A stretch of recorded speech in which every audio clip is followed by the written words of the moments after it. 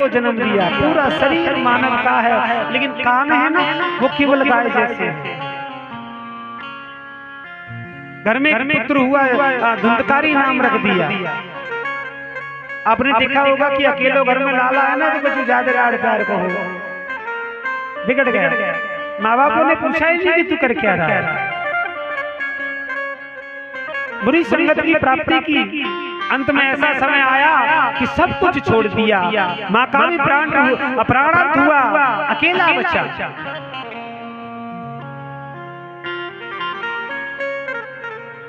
कोई जरूरी नहीं है कि पिता ने अच्छा कर्म किया तो बेटा भी अच्छा कर्म करेगा, नहीं,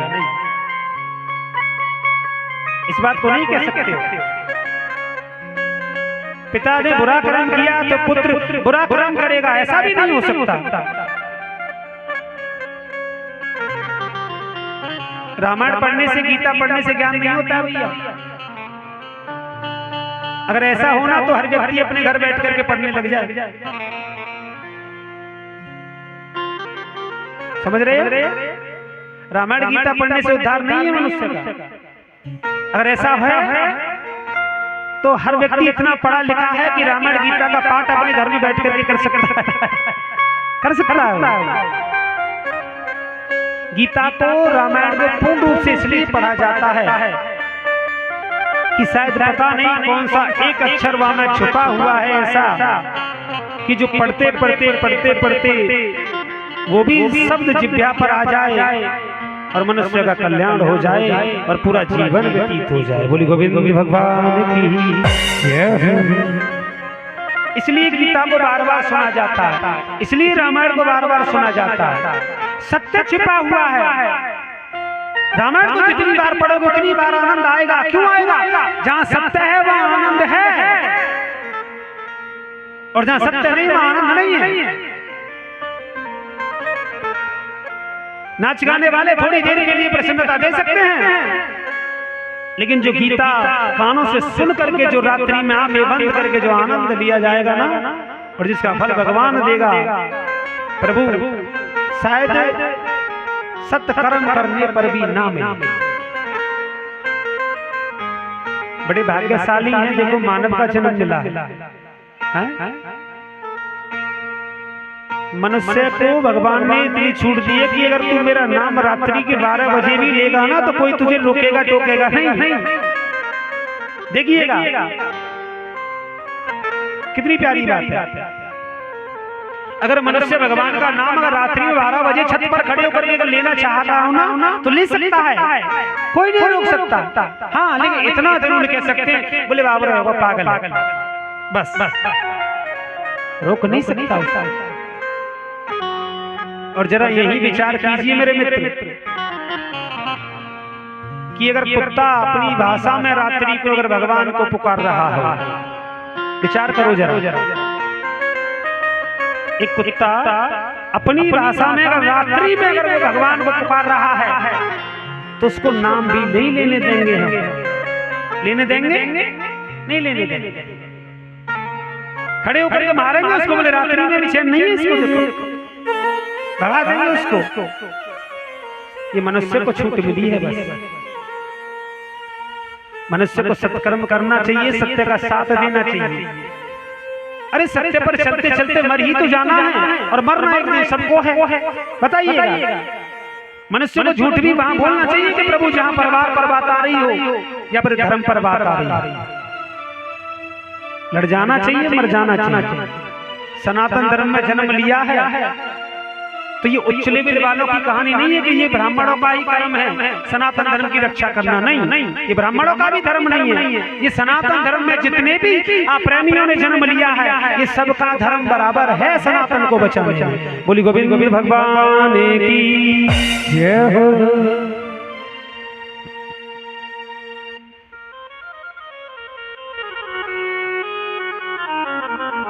धुंधकारी अकेला घर में था, बुरी कर्म की, बुरी संगत की, मारा गया। भाई विनाश काले विपरीत बुद्धि,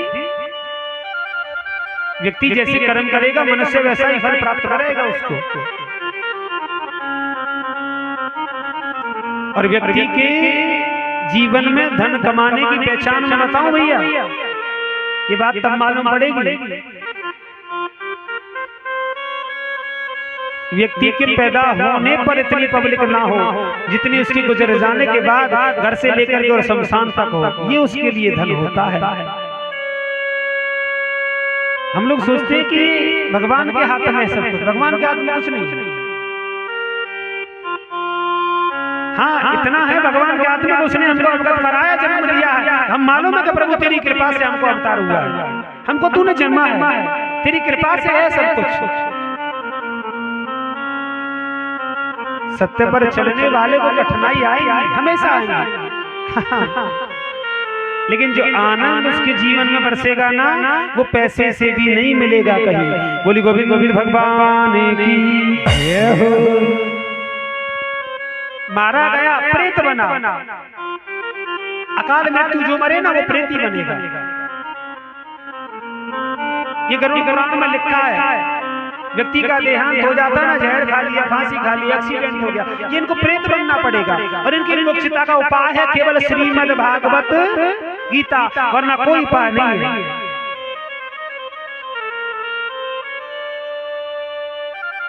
रामायण हमको जीना सिखाती है कि हमको जीना कैसे है। श्रीमद् भागवत गीता मनुष्य के जीवन में मरना सिखाती है कि उसको जीने के बाद मरना किस प्रकार से होगा। बोली गोविंद गोविंद भगवान की। गौकड़ जी महाराज को मालूम पड़ा, आए नगर में दोबारा, श्रीमद् भागवत कथा का उपचार किया, हराभास मंगाया, धुंधकारी को प्रवेश कराया और सप्तम दिन की कथा का गुणगान कराया। धुंधकारी ने मन से श्रीमद् भागवत कथा को ग्रहण किया था।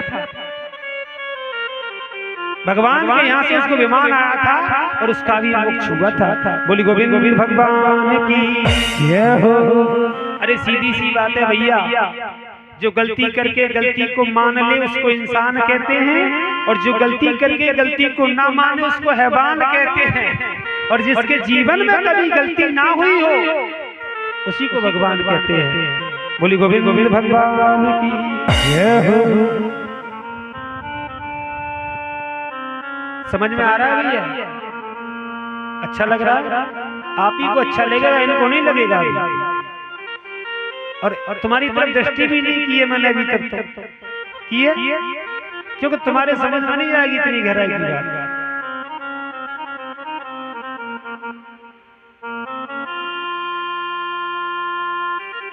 बंटी, इनको 3 दिन बाद आनंद आएगा, इनको 3 दिन तक समझ में नहीं आएगा कि चल क्या रहा है। अरे ये सब जानते हैं कि कन्हैया ने कहाँ अवतार लिया, क्या हुआ, सबको मालूम है। लेकिन मनुष्य के जीवन में सबसे बड़ी बात तो ये है कि भैया समय ना बड़ी मुश्किल से निकलता है। और मैं चाहता हूँ कि मेरी कथा में जो भी भक्त बैठे हो, चाहे एक ही क्यों ना बैठा हो, पर मेरी कथा को बैठ करके श्रवण करे आराम से। सत्य का वर्णन करता हूँ, सत्य को पहचानिए और सत्य पर चलने की कोशिश कीजिए। बोली गोविंद गोविंद भगवान की जय हो। जय जय श्री राधे श्याम। और बंटी भैया,